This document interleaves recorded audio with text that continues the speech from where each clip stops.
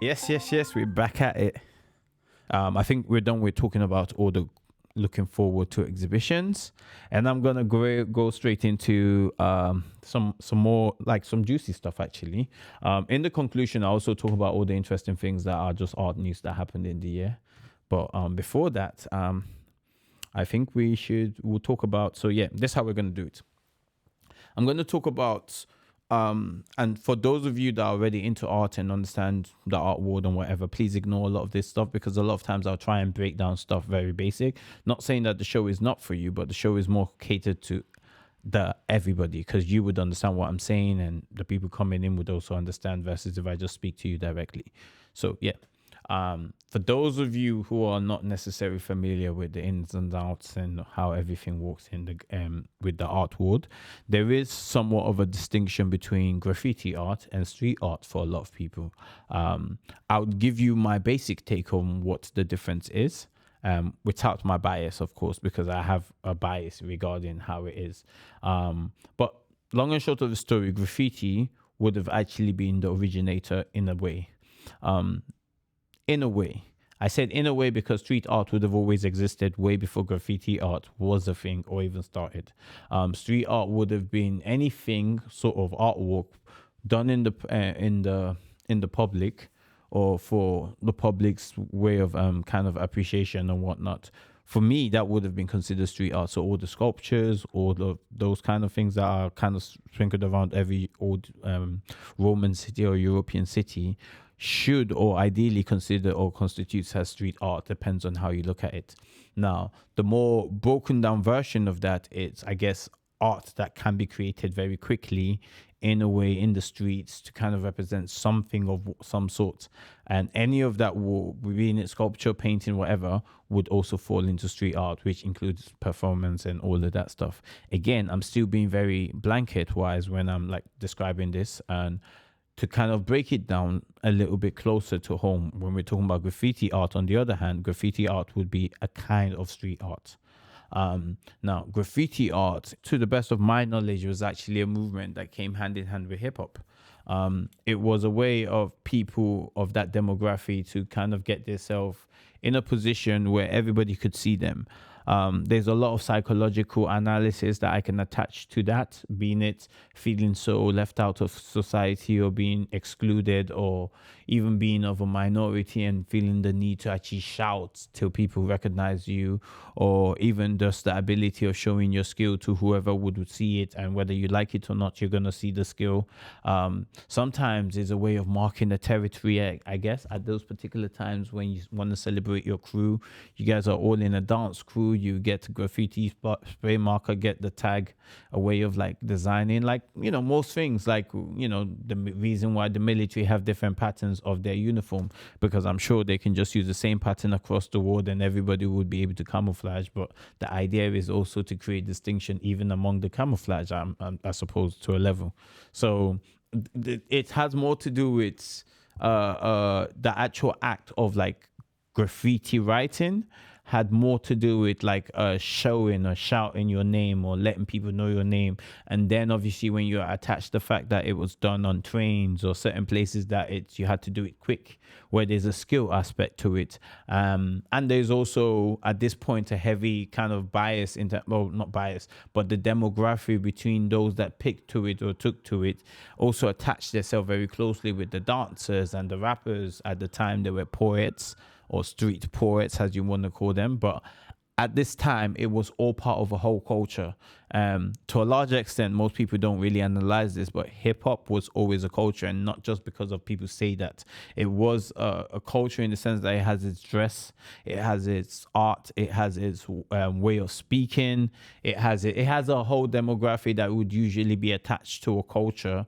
You know, if you said I'm English, we speak this way, we talk this way, we eat this, hip hop. I mean, you can argue that soul food ended up becoming hip hop food and a lot of unhealthy stuff, but that's not the point I'm trying to say. But the point I'm making is hip hop had enough to constitute as a culture, and graffiti would have been just a side part of this culture that happens to push it in the forefront or market it or put in people's faces. And the it could be a name, could be a crew, could be a this, and and it's been used in different ways. So street guys might use it to mark their territory. Dancers might use it to put their logo somewhere, whatever. But it wasn't a hip hop thing initially. Graffiti, like hip hop, grew and became very pop culture and became something that everybody could join in and take in. I feel like there's so much layers into this conversation that I have to keep it brief. But put it this way: Keith Haring, for example, would have created street art, but would have been conscious enough not to consider himself a graffiti writer. And these distinctions kind of stem all the way back from them, even further from there, and it was always something that artists were conscious of likewise. Nonetheless, you can argue that someone like a Basquiat would have been a street artist, even though sometimes he's highly referenced as a graffiti artist in a way, or I guess mostly they call him a street artist. But the point I'm trying to make is, with certain art, it was always considered street art, even though it still had value. While others, like graffiti art, would have been street art, but in a way, in those earlier days, would have had no value. Anyway, the way hip hop operates, hip hop takes everybody in culture and it becomes a normal thing. Somewhere down the line, I guess, I'm trying to be very loose in this because I'm sure somebody would give me all the facts, but they are things that you can calculate that are possibly true. Yeah, we in Peckham, by the way. So you know what I'm saying. You know what I mean. We out. Actually, we're not in Peckham, but we in Peckham. Feel me? We in the spot. We in the spot. You feel me? And so you might hear one to sigh when it happens. You feel me? Welcome to my hometown. But having said that, it's all good, right? Yeah, I don't know what's happening. I'm just seeing flags and just running. And there's police around the corner. What flags? I don't know. They look like from Eastern Africa. Something blue. Blue flag. Like I don't think it's a flag, but Even aunties running. What's yeah, I going was on? about to say, why is everyone? What they trying to do to our people?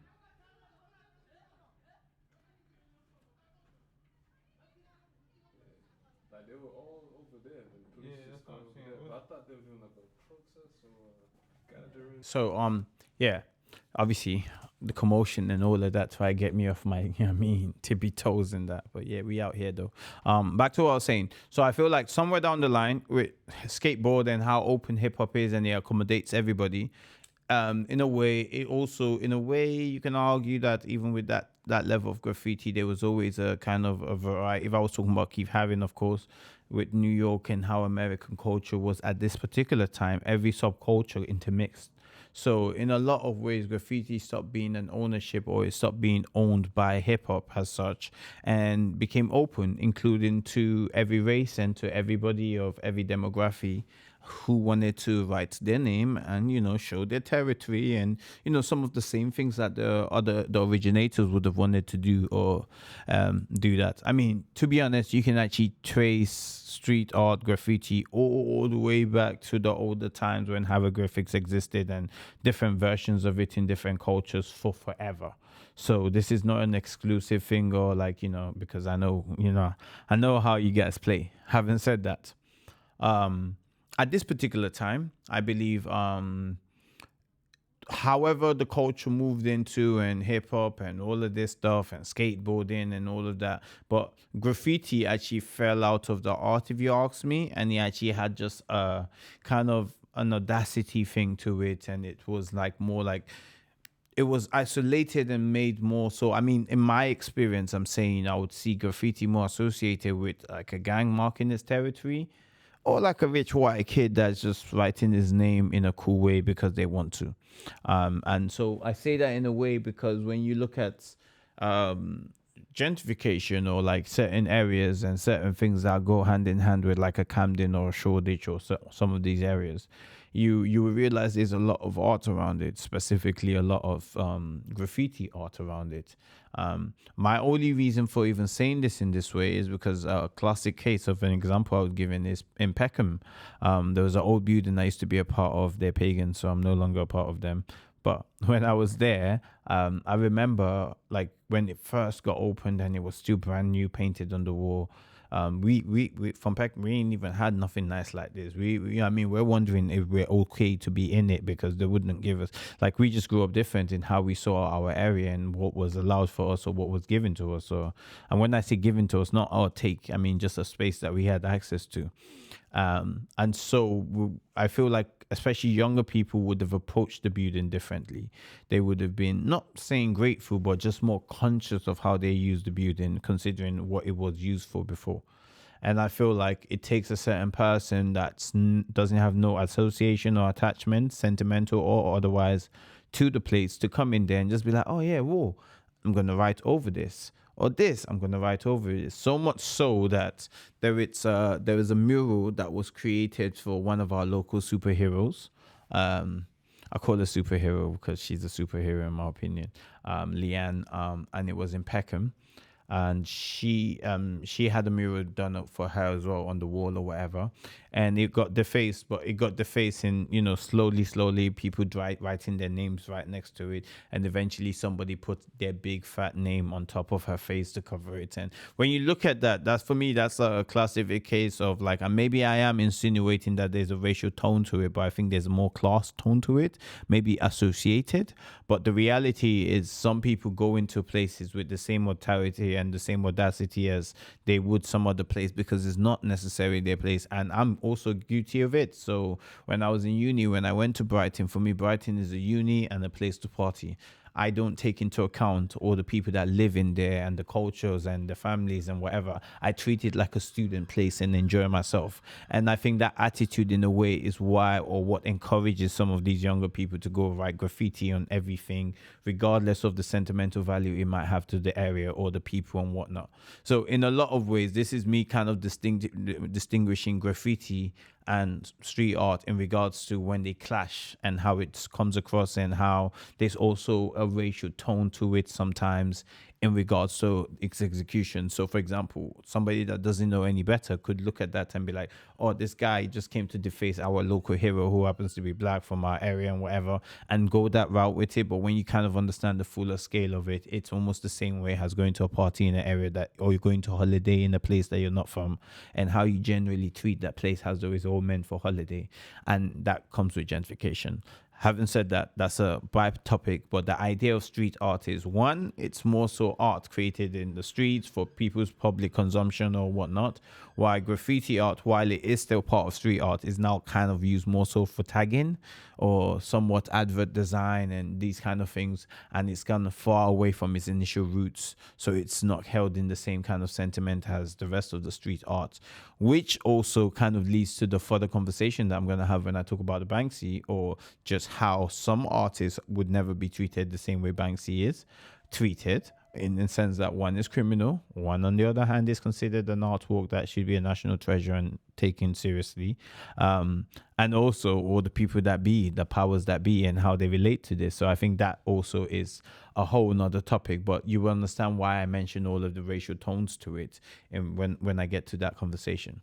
But from a general, it's always been debated between different people. I mean, I keep on saying between different people. You can check online and type in graffiti versus street art and see how where the conversation is leading to. So that I'm not one of those guys that tell you, oh, and many people, without any facts. But you can do that, and I can also reference at the end as well that you can check some of these conversations. But the conversation between is graffiti and street art the same, or are they treated differently, and why are they treated differently, and what's their distinctions, has always been going on for as long as I can remember. And some people can argue that, oh, it depends on who's doing it. It's considered one this way, and because they are street artists who actually primarily create work based on writing. So in that particular case, you can argue that that's both graffiti and street art. And I think that conversation is a bigger one, but just to kind of give you a bigger perspective of the conversation that I'm going to go into, basically, this is why I'm having all of these different elements. So it's just something you should be conscious of. So if you're non-familiar with any of these conversations, hope that's helped in getting you to kind of get an idea between street art and how it's perceived or what is considered versus graffiti art, and who gets to choose between what is street art and graffiti art. They are some general pointers, but sometimes, quite honestly, it's just how big the artist is. If you're a really big artist and it's something that's big and you can sell that in a canvas, the higher chances, even if you did it in the street wall, it would be considered street art, even though it's graffiti. So they are lines that are also very blurred, and it's not black and white in any way, shape, or form. And even the context of which I was giving you earlier, in terms of the gentrified space or people just come in and doing whatever they're doing, that's not always the case too. Because when I say it's almost like a subculture attitude versus a race or group of people, it's just in the subculture, it just happens to be people that have less sentimental attachment to the area. Which, moving on to having that bigger concept, we talk about Banksy now. So Banksy's work, before I talk about this particular work, if you're not familiar with Banksy, Banksy is an artist from Bristol, famous, very famous actually, probably one of the most known artists in our lifetime. But that's also interesting because artists are no longer known as they used to be. So when I say Banksy, I'm sure that a lot of people that follow art know Banksy, but there's a huge amount of people that still have no idea who he is, which is a good and bad thing. Artists get to live normal lives at the same time, live special lives, either way. But yeah, Banksy, his work has always been street art. People have wondered how Banksy makes money. There's different theories. There's things he's put out there in regards to having a team that actually sends work somewhere where it can be sold and bought. There's multiple kind of ways Banksy makes money, but more importantly, a bit like Ai Weiwei, he's managed to be able to create work when it matters the most, addressing the most current situation in life. And over the years, he's done it in different places. Banksy, what's interesting about his work as well is, this is something to note. A lot of the places he has walks, original walks around like most of the big cities, like a London or whatever, the actual artwork is protected. That way people can't just go and paint over it or just break it and keep it for themselves. Technically, that's the rules. Having said that, because before Banksy became Banksy, everything he would have done would have been considered vandalism, the same way as every other street artist or graffiti artist. So you see, it gets very blurry. Having said that, Banksy has been known to do this over and over again. Became famous. Actually, has created work. Some are pranks, some are performance, some are this, some are that. Actually, I'm a big fan of his work. I think his work is quite clever because he has a lot of political annotations and certain things he does with the work. But to be fair, if I was really going to talk about him, I have to also highlight the fact that there's a whole bunch of people that may not think that he's that special and think that he's actually copied a lot of his work from other people too. And this French artist and all of this stuff and whatever. Nothing under the sun is original when it comes to art. Even if I think I'm creating new stuff, there's a high chance someone done it before for me. Doesn't mean that there's no copycats here. Having said that, we know Banksy for this and how he's put it together, and some of it is more original to him. However it got to that position, I have to acknowledge this is what I see. Even with the knowledge of potentially him taking from someone, I still think he's an amazing artist. And so this is why art is very biased, because the exact same story with somebody else, I might consider it stealing. Having said that, Banksy's work has been taken also around the UK and also outside the UK multiple times by different people over the years. I mean, I'll say this much: most of the works that you see for Banksy for sale somewhere are probably not works got in directly from him, from his studio, or works that he had for sale. Or even one of those people in the pranks that managed the opportunity to buy it and not know that it was a Banksy and then found out that it was a Banksy. Those stories exist, just not to the level at which we get to see Banksy's work, which tells you one thing, which means most of the works that you get to see has been either collected, created, kept such.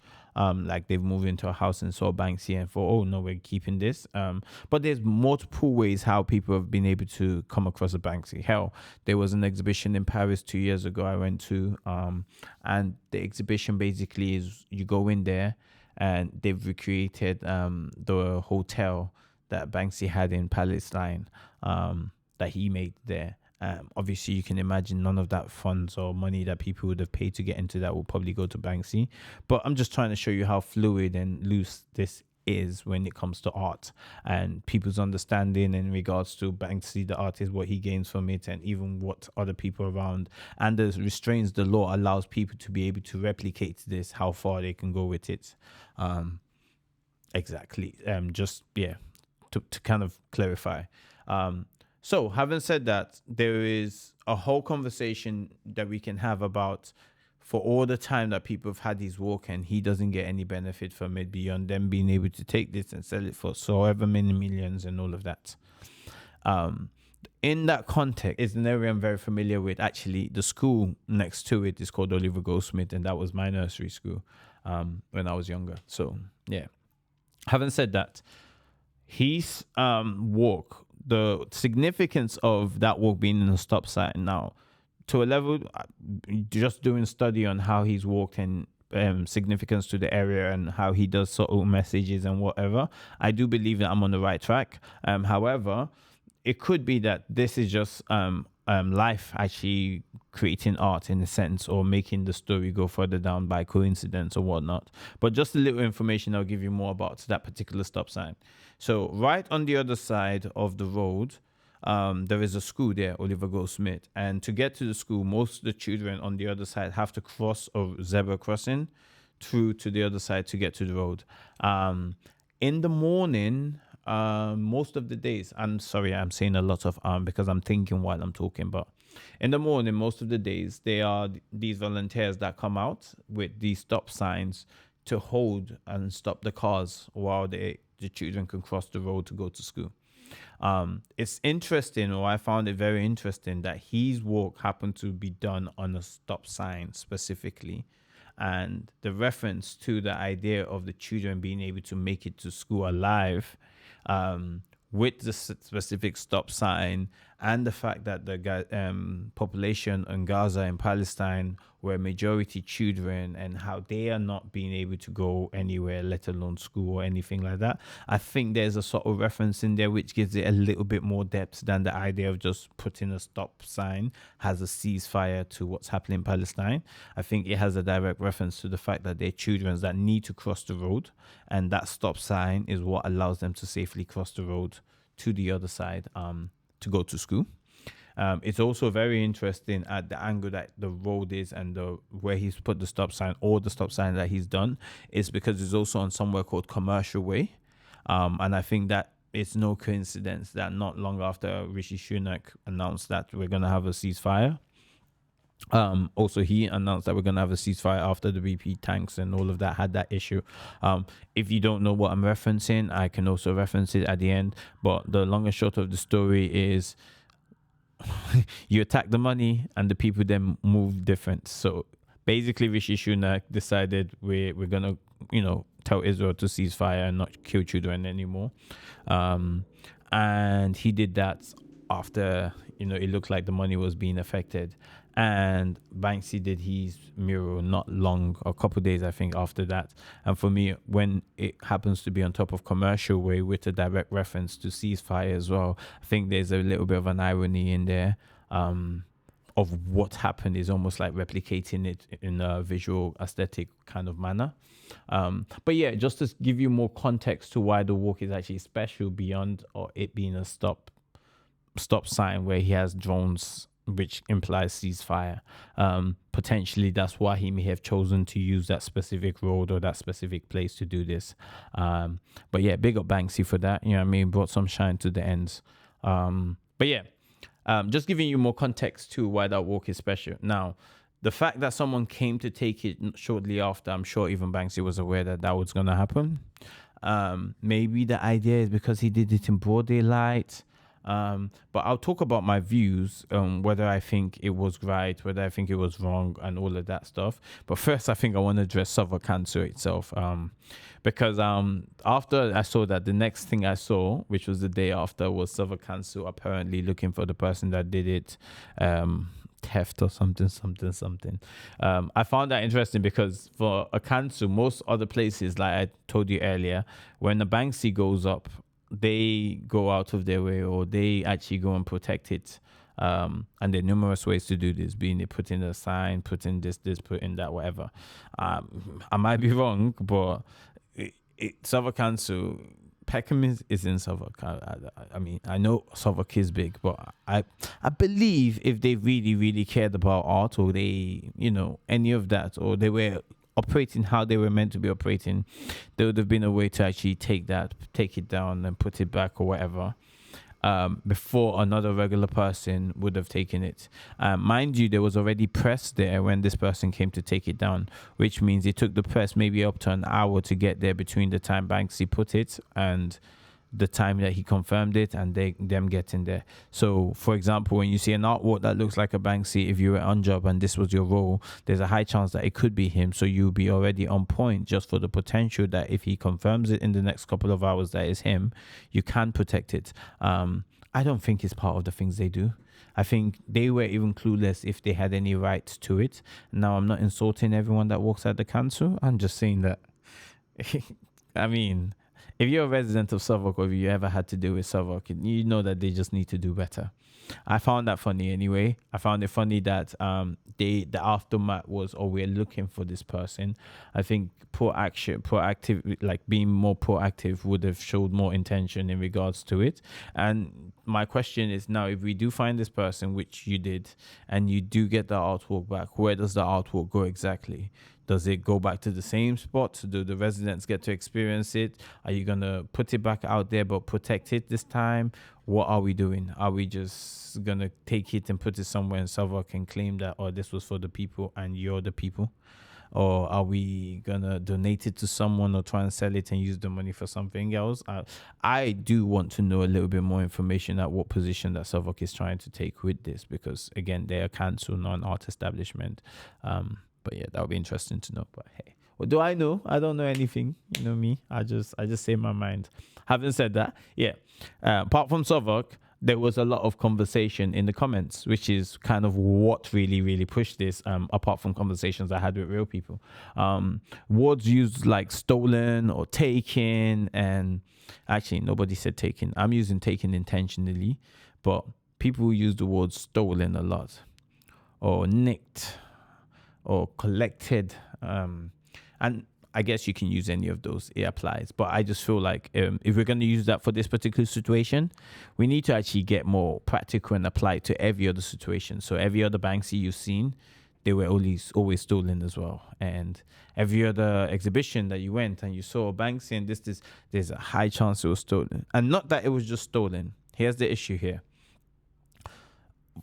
Without even acknowledging those that know art and don't know art, or the practicality of it, there was a general uproar, I feel, from the comments, reading some of the comments, which I can probably put, again, reference, which kind of showed people feeling like, oh, Peckham can't have nothing nice, so if you put something nice here, it's going to be taken and whatnot. Obviously, it's Instagram, so I know certain people, every time they get a chance to be racist or say whatever crazy stuff they can, they always take the opportunity. So no one tripping over that. But the reality is, I do feel like there is a kind of general understanding that people lack, or sometimes the idea that something's only valuable when basically, when you see that there's like, put it this way, if nobody put a picture up, said Banksy this, and you just left that stop sign how it was that day, a lot of people are going to walk past thinking it was a sticker. And that's not even, yeah, I mean, most people don't even know what a Banksy looked like till they saw that. And in a way, there is an aspect to it that is following the crowd. And that's the bigger conversation that actually I wanted to have today, is to kind of open it up so that we just have a different thought, like we revisit our viewpoint on what we think about, like, street art, one, that particular situation, and like all the players involved, how that translates. So the fact that most people are actually only moved because they've been told that this is a Banksy, this is worth a lot of money, and now we want to all of a sudden protect the artwork, actually shows a kind of sheep mentality in a way, because this is not directed at those that genuinely know what it is and kind of value art in general, like regardless of what the artist is or who the artist is. If they're drawn to it, they have some interest. The truth is, most people would have walked past that. And the idea and when I say most people, I am not talking about, I'm saying the majority of the population in the area that this walk was created, as well as the majority of the population in the world. I might be completely wrong, but for as far as I'm concerned, the way art has always been has been in a way somewhat elitist, which excludes the everyday average person. So to a large extent, you might not be prone to this. You might think, oh, I like art, this, but you find that you may not know or have that much information compared to other art forms like music or dance or film or, those kind of things, so to speak. Like some of the most famous artists in the world right now, if they were in front of you, you might not know who they are. Compared to the same level of fame and fortune if it was a musician or an actor. So that's kind of what I'm referencing when I say most people. But yeah, the mentality around it, the viewpoint that this is something of value that we need to kind of chase or try and get, seems to have only kicked in after you kind of like seen all the news and everybody's like, oh yeah, Banksy, oh where is it, let me see it. And that's not a bad thing. That's sometimes you actually just appreciate things because you know the context or the history around it. But the Banksy conversation is a lot bigger, because when you have the average person just thinking, oh my God, how can this happen and this, it persuades everybody to have an opinion, and this, it starts being very unfair. With this particular topic, I'll speak about it as Banksy, and then I'll speak about it again as it. So Banksy's work has been stolen from everybody, finessed in any kind of way. In fact, I can't really do too much playing because I don't know what I'm allowed, but I was literally just playing something earlier. It's a BBC news article of somebody being forced to sell finessed to sell their dough for $175, which the person is from Palestine in Gaza, and Banksy did the artwork in front of their door, and they ended up selling it for 175, which technically is a legal trade, but they were persuaded and deceived into selling it for that price regardless of his worth, but the sale stays. Not to mention there's actually people that pay people to go and break walls, take the walls, bring it all the way, and actually try and sell it. And now all of this happens is two things. You can argue, well, it's maybe because we didn't know, we were not upset. But the reality is, why didn't you know? Like, how much did you care about it prior to that you didn't know about all of these stories prior to the one that happened in Peckham before this? In my opinion, that shows there's a loose interest at most, about it. And because there's a loose interest, you're more prone to listening to believing or just going with what the general flow says. Again, going back to Southwark in no way, shape or form owned anything about that walk. They're not Banksy. They're not Banksy's team. The signpost itself wasn't a signpost that was defaced. To the best of my knowledge, it was a signpost made, but specifically with the whole design and everything, with artwork on it and put there.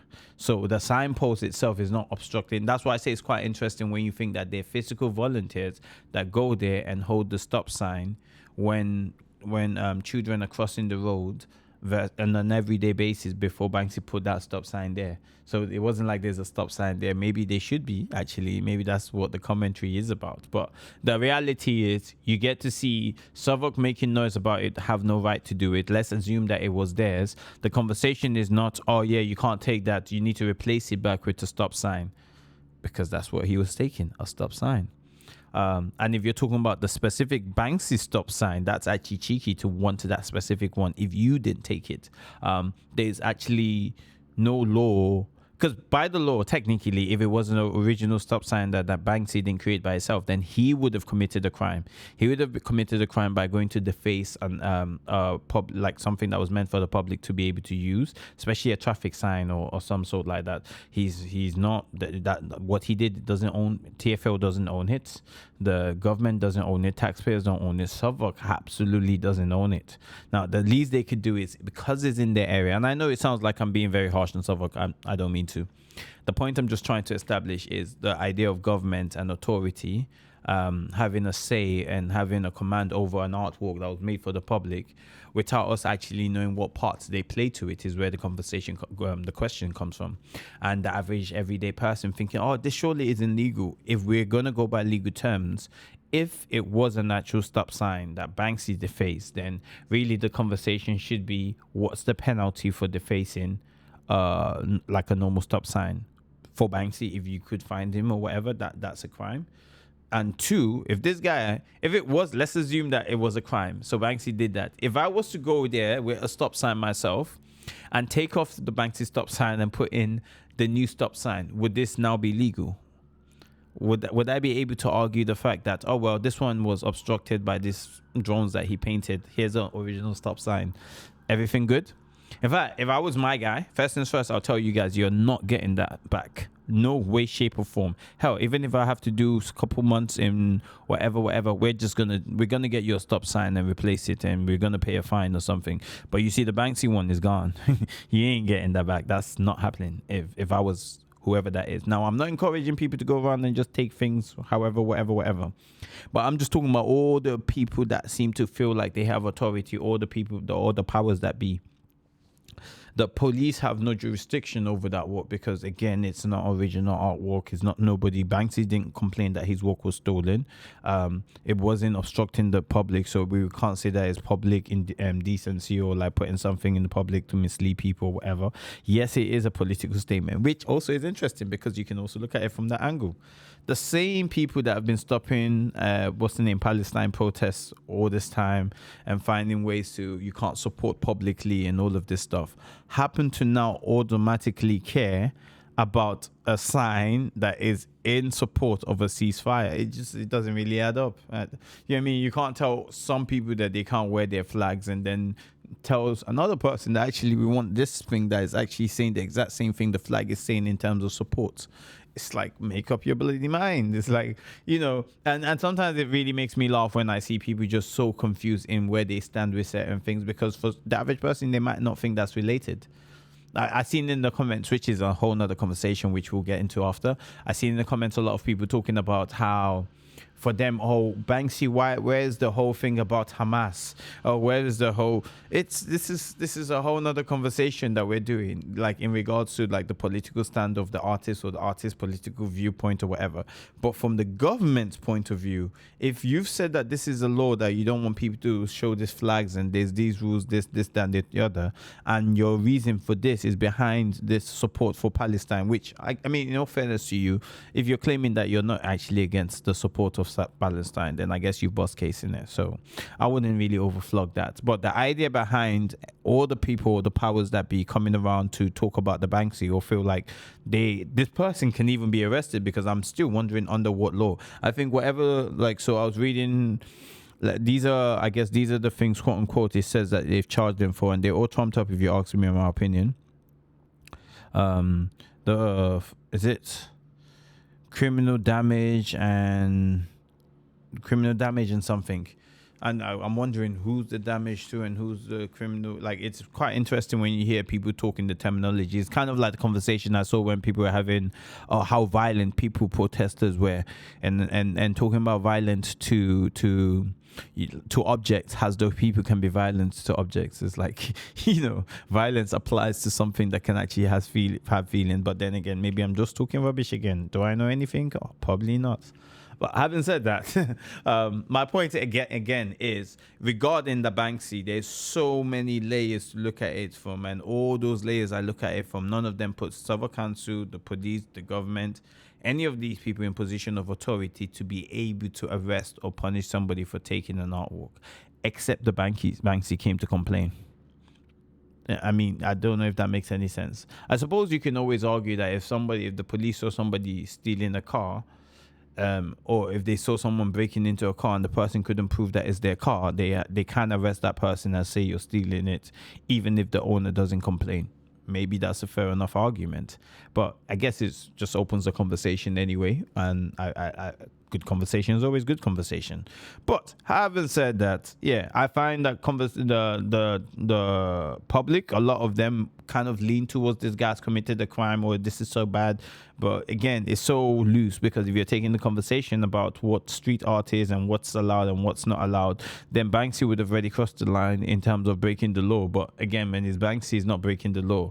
And then when it's another group of people who take the art or finesse people for 175, or the people that are selling works that happen to be of a certain demographic, and they have galleries and they happen to be rich and bigger, nobody used words like stealing and taking and, those kind of connotations regarding their way of getting the artwork. Now, my personal opinion, you can argue that all of this is stealing it. But again, what do I know? For Banksy as well, and our credits to Banksy, I think it's quite interesting that an artist of his stature can create work like that has the average everyday person or the people that know his work a bit wondering if the guy that actually stole it initially was actually part of the act of Banksy. If the reality was he was paying somebody or part of the team and that person was meant to steal it. I think that's great art when that happened. I mean, it would have been quite embarrassing if it was also the plan and the police decided they wanted to arrest this guy. That would have been so funny. But we're happy that's not the case.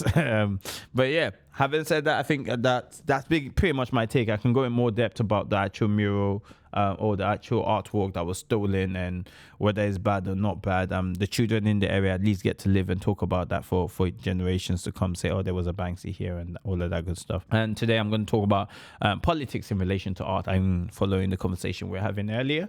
And this time I'm going to talk about specifically Banksy, but more so the power of art and how politics has always played hand in hand with art. And yeah, what is the role of an artist in a political climate or in a world where, why did I say political climate like that? In a world where there's a lot of politics and politicking and problems and wars and you're still a person and you're still biased and you still have your viewpoints.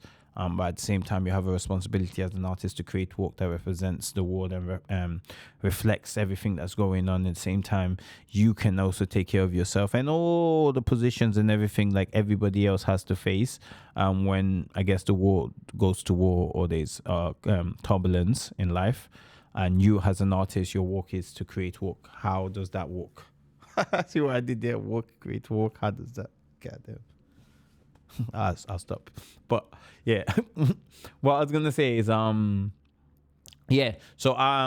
topic itself, I mean, I've done a bigger topic of this and I'll probably do them in their own series, but this is just kind of a flash when I say in relation to art. So over the years, I'm gonna kind of break it down to you. Over the years, I've realized that every time there was a war or whatever, there's different elements of things that happen slightly before there's quote unquote a war. The first part, in my opinion, usually starts with the propaganda. And this is directly relating to the society right now and what's going on in a way. The propaganda phase is where you're meant to, or whoever the powers that be, go into the stage of creating the order before they even get into any fight or any kind of war. The creating the other at first might come across harmless, and it takes years and years of reinforcing these negative stereotypes or amplifying these viewpoints to these people over and over and over and over again, where you don't have to do any work over time, that they keep on adding to it and going further into it, that it becomes so much, it creates so much of a separation between them and this other person. This person becomes another. And going through history, you can always find that always happened in every war, as far back as even things that are not war. So for example, for most people, they still find it surprising to know that even in places like America during slavery, for example, the initial first slaves that they got in, when like they basically had first slaves, and they then had to use these people and all of these conversations to kind of change the average person's mind to think of these slaves as inhuman or not human, the others, that allowed the understanding of the treatment to them. It sounds crazy to say, but somewhat as a humanity, we kind of treat things the closer they are to us, the more they make sense to us. In a way, we treat them better. The reason why dogs are treated better than, I guess, some other animals, or like you can't eat a monkey because you're basically eating human. And just some of the ways that we think of the world and how humans we're a bit selfish as humans anyway. But I'll put it this way: with every war that's ever happened, they've started off with caricatures in newspaper, spreading fake news, propaganda, all of these things through the arts. And the reason why it's through the arts is because art is one of those few things that don't need your permission to gain residence in your brain. For example, you can go on shopping and just be pushing your carts, buying what you're buying. 2 days later, you're singing a song and you can't figure out where the hell this song came from, and it would haunt you. You wouldn't even know the lyrics. You just know how it is, and you're trying to figure out what this song is and whatever, and it can haunt you for days. And you would be surprised to find out that maybe you just had a glimpse of it while you were shopping, and that's it. And it'll be in your brain, it'll be in your head. The same thing with imagery, like it could be a photograph, it could be a painting. You have a quick flash of it, and now it can just pop in your head randomly for a period of time. In a lot of ways, that's the power of art.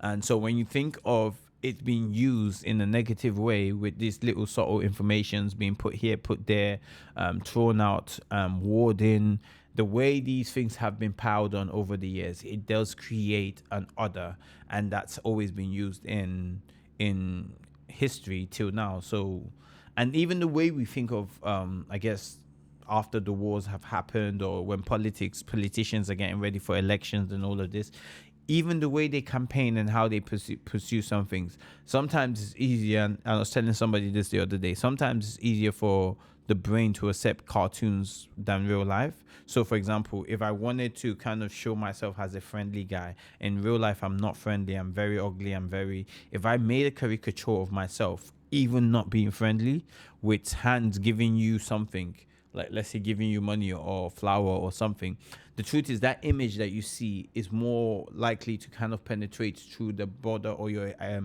viewpoint of this person, versus if it was physical or human form, painted or drawn or photographed, giving you a flower. I don't know why that is, but just the brain accepts things especially different. So for example, if I painted a human being in 3 heads with the human skin, it feels weird. It feels off. If I made it a blue color human being with 3 heads, on the other hand, it just feels more art, and you can accept it without really thinking of it, without even, that's why all our cartoons look funny and we accept it. We don't think too much about it. I don't know why, but that's just the reality. And through those kind of little subtle images over the history, I feel like it's always been present in every political agenda and every kind of war or things like this. Here's where the question comes in now. Has an artist with that much power, how much should the artist be held responsible or accountable for their work? Or how much should that kind of translate into the way we operate with their work? So I use Banksy again as an example because of the topic we're talking about. Banksy has been quite consistent in his view on Palestine and Israel. And over the years, he's repeated and doubled down and done different things that kind of show his alliance. But beyond that, Banksy also goes around, and his specific art is always built on, what's it called? It's built on what's going on in society. It's built on like the current climate of what the human condition is kind of pouring out. He tends to talk about hot topics too, or just things that you can't avoid, like COVID, and make walks about pretty much everything. Like when the migrant issue happened, he bought the boats that he went to go do different things and pick people up. But that's kind of his work, which I really honestly admire. And I think it's interesting when you kind of take someone like that, who this is their practice, and apply it to everybody, when that might not be their practice. And also, more importantly, from a Banksy's perspective, of someone that has always had this practice and this is what he's talking about, you can argue that if you're that artist, you're more likely to always fall on the underdog side. But underdog doesn't also mean right, if that makes sense, because underdog is perspective and it depends on the time as well. So an underdog, to be honest, you can also be persuaded to believing that someone is right or wrong based on their little of them, or they're not that many of them. I say all of this to say that from an artist's perspective, you can make mistakes, you can also be biased, you can have all of this. But if that is the case, and you have this much power and you're able to control the narrative that much, how much do we hold artists accountable for what they're able to create and how it influences politics? A lot of times when there's campaigns and poor, I'm not saying first of some of these countries there's a lot of corruption in there, so I'm not saying this is single-handedly or even part of the reason why we get horrible leaders. But in the campaign, there are little things, color theory, the positioning, sizing, all these little things that kind of affect the way we see the world, basically with adverts and everything. In a way, when we find ourselves on the other side, so for example, I feel like Brexit, there was a lot of conversation about immigrants, this immigrant, that, and that and the third. The imagery that was used to represent that immigrants was on the bus, I remember, was like a lot of black kids and whatnot and whatever. I think for those that are, or should I say for the racist British part, the parts of Britain that are racist, or those people, they were able to look at that and be like, oh, yeah, we don't want these particular immigrants here. Even though the immigrants, when we're talking about Brexit, was never referring to the West African immigrants or the Caribbean immigrants and any or the African immigrants of any sort. But the imagery when you see the word immigrant is so closely attached to what it looks like black or whatnot, that now it actually persuades you to think what you want to think.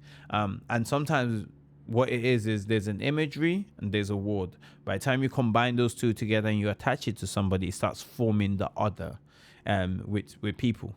So for example, when you hear a lot of the time, I feel like because I'm trying to keep this as light as possible because we're not going to go all the tiny details. But for example, when you hear the conversation around how I guess Israel and Palestine was being spoken about, without picking sides, without making this political, the reality is you hear one refer to the other more like, oh, they're animals, they're this, they're that, they're this. And sometimes you also hear the other side do the same.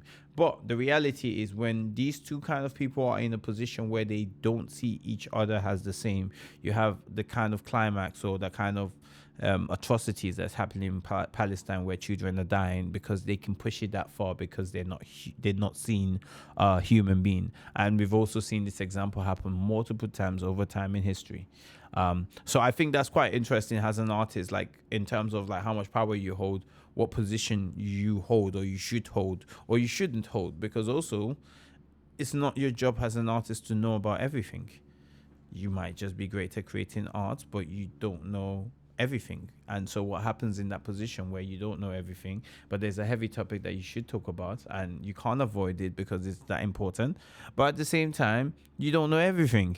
I feel like, do artists, are they responsible for them to go and go learn things? So if you don't know stuff, is it your job to go and learn things so that you can create art? Is it more your job to just create a team or get someone to research it so that you can talk about what you know? Is it your job to just create art based on the knowledge you have, and then even if you're wrong, it still does its job as an artist to be able to identify that you were wrong through the art? I mean, these conversations, I think they're very interesting, and I think the aim is to open it up, and hopefully we can have some of this in the comment sections as well, and like all of that good stuff. But yeah, that's one of the topics that I think is very interesting to kind of analyze in terms of like the power of an artist or the position or what is the artist's job in a time like this.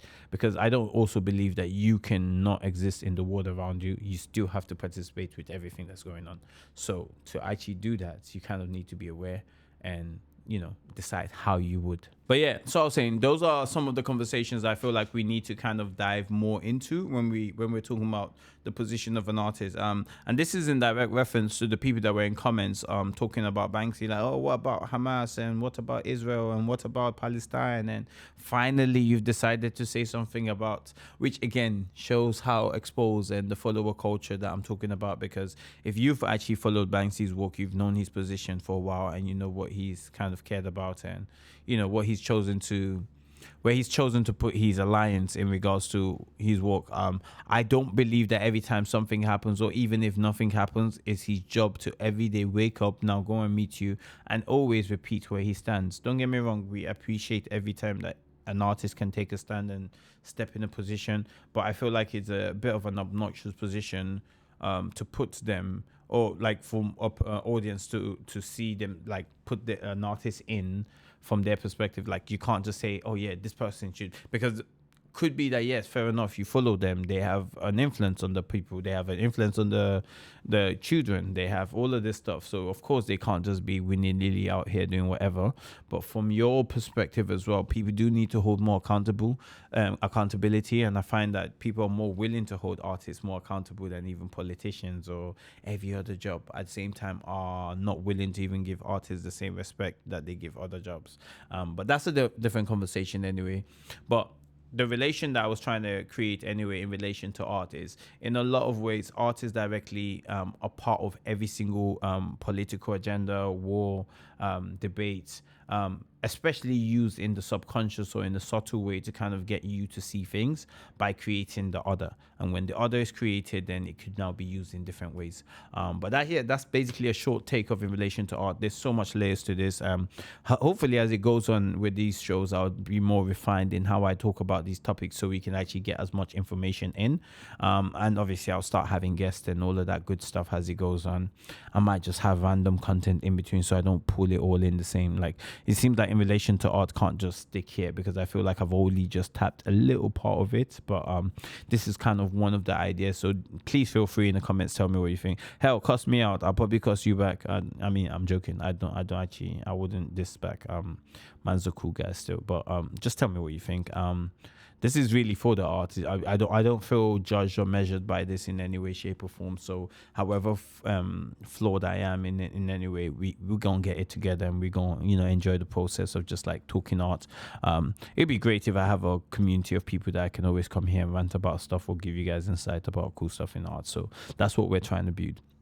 In conclusion, I mean, to be fair, there's a few things. I would only pick one actually. I think this one is good enough to be the random art thing that I saw over the year. The number one winner would be the artist that decided to exhibit Walk, that is a blank canvas. I thought that was genius. I noticed that the gallery accepted the work and decided to sue the artist. That's a whole nother funny story, but again, I'll leave the reference so you can check it at the end. I think that was probably the winner for me for 2023, the most interesting art story. I'm going to do this every month and try and like capture how many interesting art stories. But yeah, on that note, it's your boy Sani, you feel me? When we started, the light was on. Now the light is getting dark. That shows you how long I've been out here with you guys, but it's always been a pleasure. Happy New Year. Obviously, this is probably going to come up in 2024, so Happy New Year. Big love. We're recording this the last day of 23, so yeah, just in case you're wondering.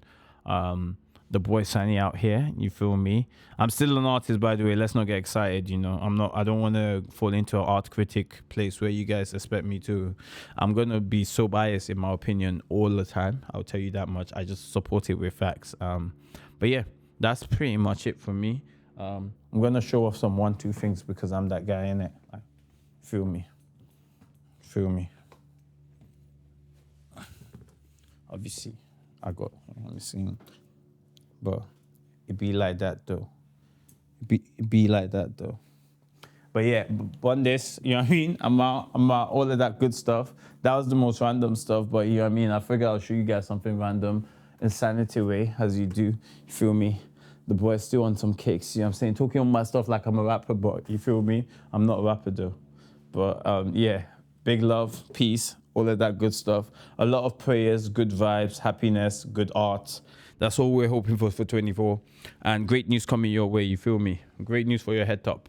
I'll explain that in detail later, but yeah, we outside.